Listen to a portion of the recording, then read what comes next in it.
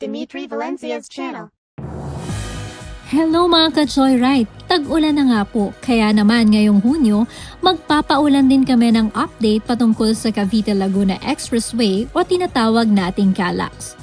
Ngayon, sisilipin natin ang pinakabagong kalagayan ng natitirang Subsection 2 at Subsection 1, habang unti-unti nang nabubuo ang mga huling bahagi ng proyektong ito.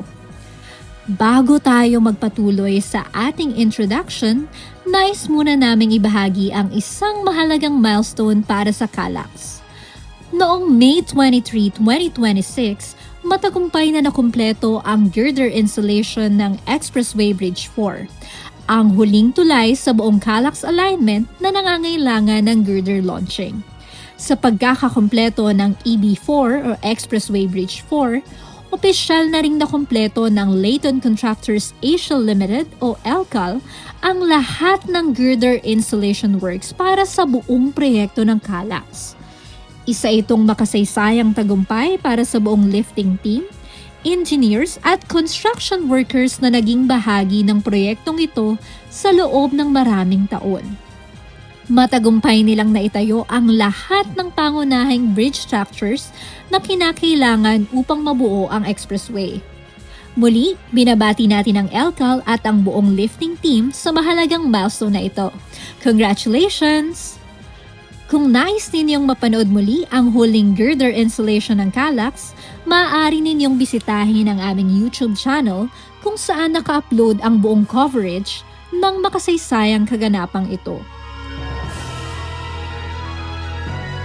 May habang humigit kumulang 9.79 kilometers ang Subsection 2 ng CALAX, ang magsisilbing mahalagang koneksyon sa pagitan ng Governor's Drive Interchange at Open Canal Interchange, na magpapalawak pa sa accessibility at konektibidad sa bahaging ito ng Cavite. May haba namang humigit kumulang 8.75 kilometers ang Subsection 1, ang magsisilbing huling bahagi ng CALAX bago ito tuluyang kumonekta ang Kawit Interchange at sa Sisilink at Cavitex. Sa buong proyekto, karamihan sa mga kasalukuyang gawain ay nakatuon sa earthworks, paghahanda ng mga bahagi para sa concrete paving at pagsasamento ng pangunahing alignment ng expressway. Kasabay nito ang pag-uugnay ng mga bagong pavement sections sa mga natapos ng tulay bilang bahagi ng unti-unting pagbuo ng tuloy-tuloy na daanan. Kaya't maupo, mag-relax at samahan niyo kami habang ating tinutunghayan ang maikling video presentation na aming inihanda tungkol sa pinakabagong kalagayan ng proyekto ng Cavite-Laguna Expressway o again, CALAX.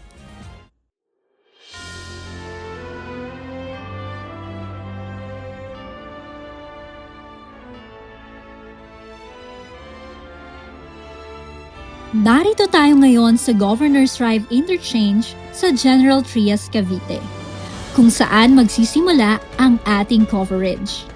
Mula rito, susundan natin ang alignment ng CALAX papunta sa Open Canal Interchange sa May Imos at pagkatapos papuntang Kawit Interchange. Sa bahaging ito, puspusan na ang concrete paving works ng BSP.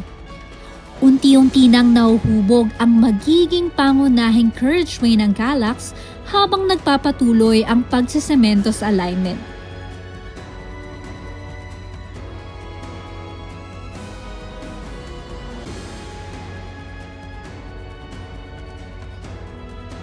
Silipin naman natin ang mga PCCP activities ng CM Pancho sa bahaging ito ng proyekto. Ang seksyong matatagpuan pagkatapos ng Waterway Bridge H ay kabilang sa kanilang mga nakatalagang work area.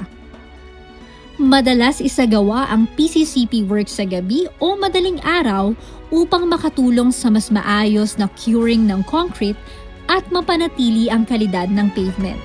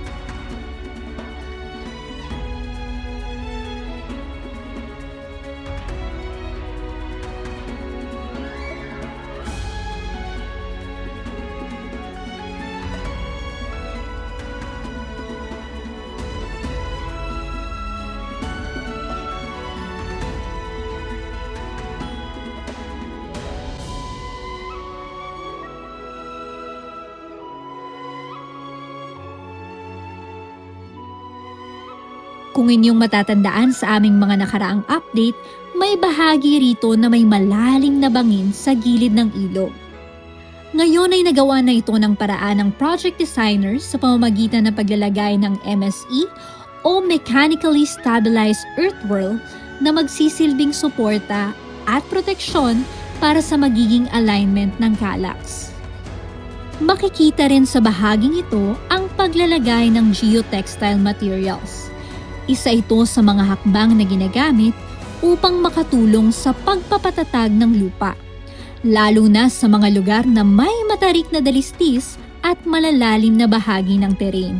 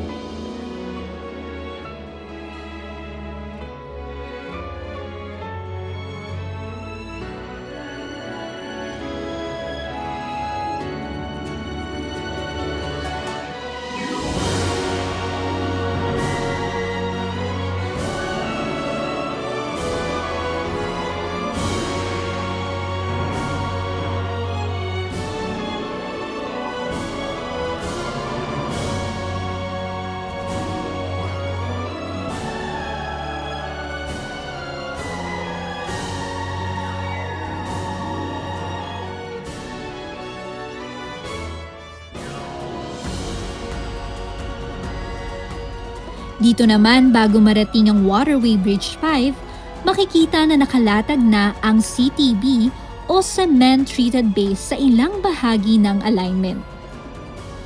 Ipinapakita nito na papalapit na rin ang pagsisimula ng PCCP works sa seksyong ito ng calyx. Sa ngayon, halos lahat ng contractors ng project ay sabay-sabay ng humahataw upang maituloy ang progreso sa natitirang mga bahagi ng proyekto.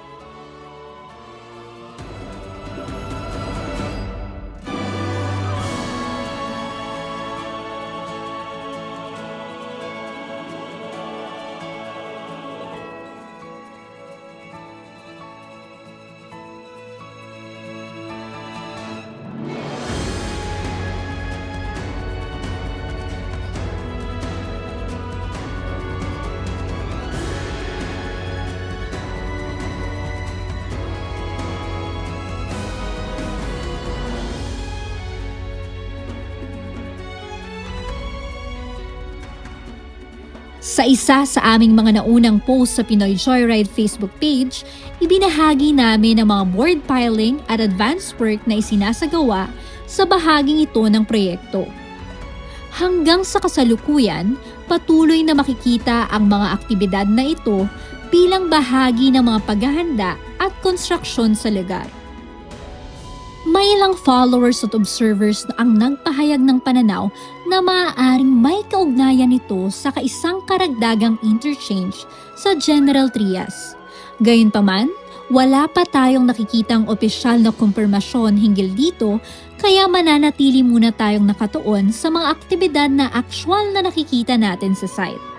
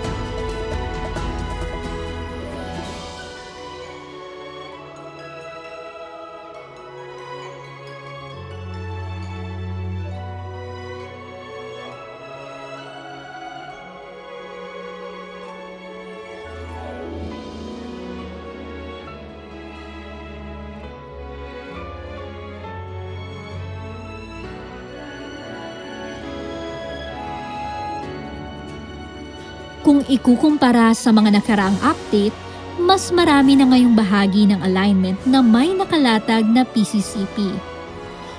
Unti-unti nang nagiging mas malinaw ang magiging anyo na expressway habang nagpapatuloy ang iba't ibang construction activities sa lugar.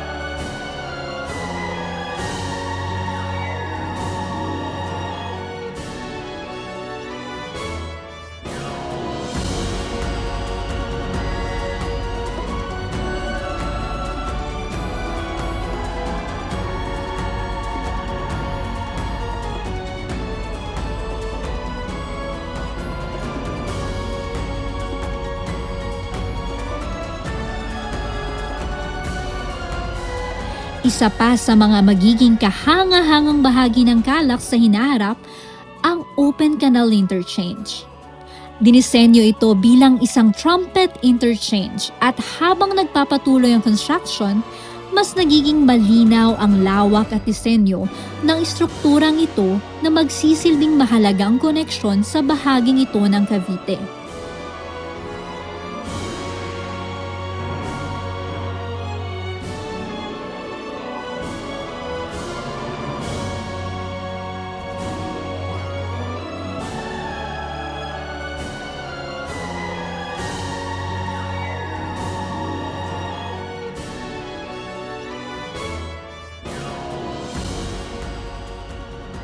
Makikita natin mula rito na unti-unti nang nahuhubog ang magiging toll plaza ng Open Canal Interchange.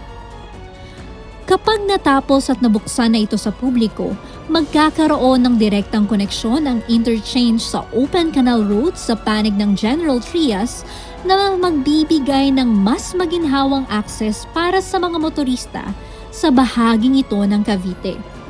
Mas swerte ang mga residente ng Imus at General Trias dahil sa hinaharap ay magkakaroon sila ng direktang access sa Calax sa pamamagitan ng Open Canal Interchange. Malaking ginhawa ito sa mga residenteng nakatira sa paligid at may direktang access na sila sa Calax pa Cavitex o pa SLEX.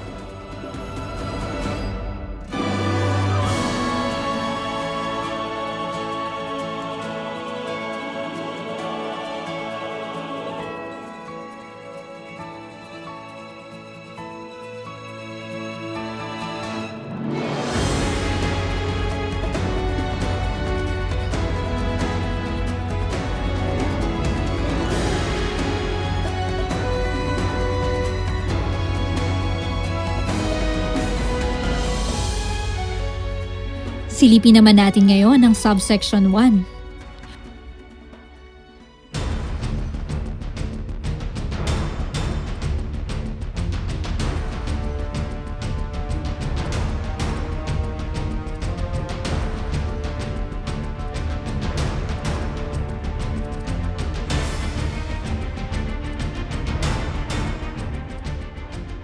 Marami-rami na rin ang naging progreso dito mula sa ating huling update. At mas makikita na ngayon ang unti-unting pagbuo ng huling section ng Calax patungo sa Kawit Interchange. Sa bahaging ito ng subsection 1, makikita ang mga work areas na nakatalaga sa BSP, CM Pancho at EEI. Puspusan ang kanilang mga aktibidad habang sabay-sabay na isinusulong ang iba't ibang bahagi ng konstruksyon upang maituloy ang pagbuo ng natitirang seksyon ng Kallax.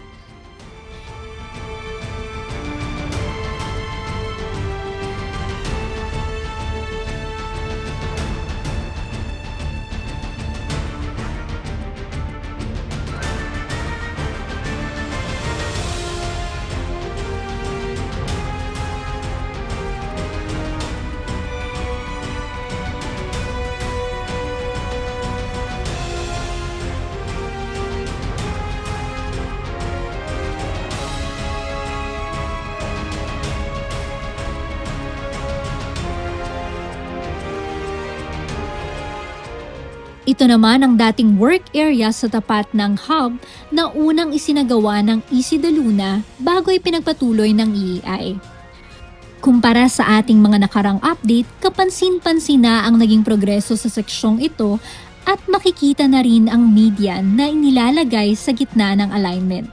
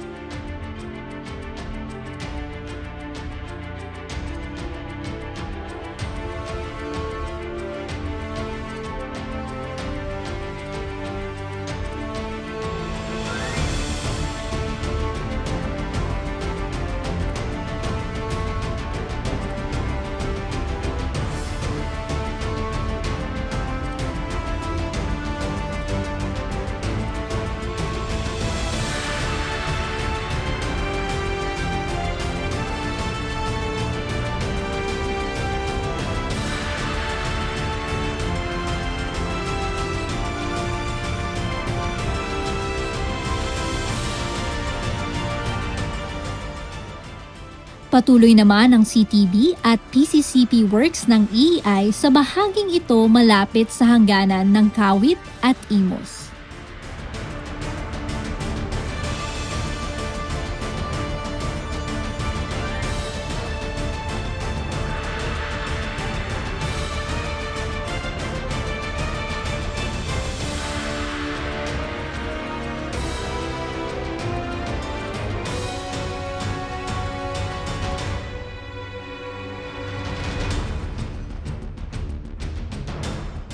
Habang dumarami ang mga sementadong seksyon ng alignment, mas nakikita na rin ang unti-unting paghubog sa magiging huling bahagi ng Kallax bago ito makarating sa Kawit Interchange.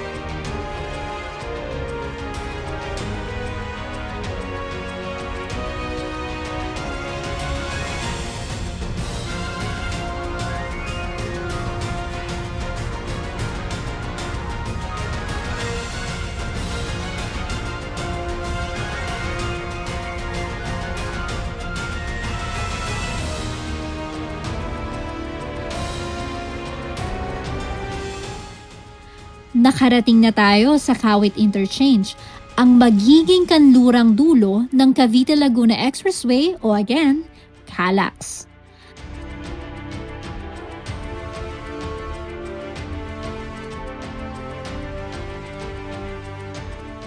Isang araw kapag tuluyan ang natapos at nabuksan ang Kawit Interchange, ito na ang magsisilbing pangunahing entry at exit point ng Calax para sa mga biyaheng papunta mula sa Laguna at Cavitex.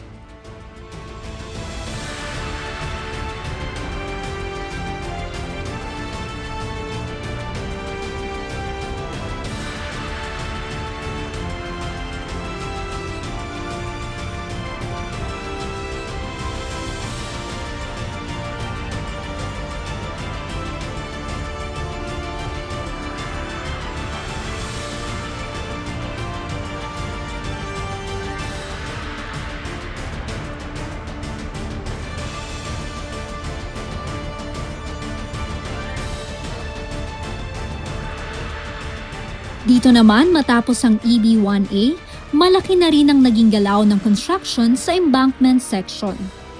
Kumpara sa mga nauna nating update, mas malinaw na ngayon ang hugis ng alignment habang patuloy ang iba't ibang gawain sa bahaging ito ng Calax. Bukod sa expressway mismo, makikita rin ang naging progreso sa daluyan ng ilog sa bahaging ito ng Kawit. Unti-unti nang nahuhubog ang mga flood control at river improvement works na bahagi rin ng kabuuang paghahanda sa lugar. At dito nagtatapos ang ating June 2026 update para sa Cavite-Laguna Expressway o Calax. Maraming salamat sa inyong pagsubaybay at sana ay may bago kayong natutunan mula sa videong ito. Habang papalapit ang finish line para sa Calax, papalapit na rin tayo sa pagtatapos ng isa sa pinakamahabang infrastructure coverage na ating nasubaybayan sa Dimitri Valencia Channel. Sa loob ng maraming taon, nasaksihan natin ang bawat yugto ng konstruksyon. Mula sa mga unang earthworks, pagtatayo ng tulay, paglalagay ng girder, hanggang sa unti-unting paghubog ng buong expressway. Malapit na ang araw na ang proyektong ito ay tuluyan ng makukumpleto.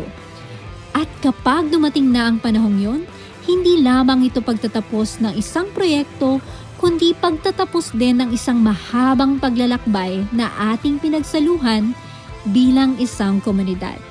Pero ito ay simula na ng ating maraming biyahe gamit ang proyektong ito. Sa gabay ng may kapal, sana'y mapagbigyan tayong masaksihan at matapos ng maayos ang coverage na ito.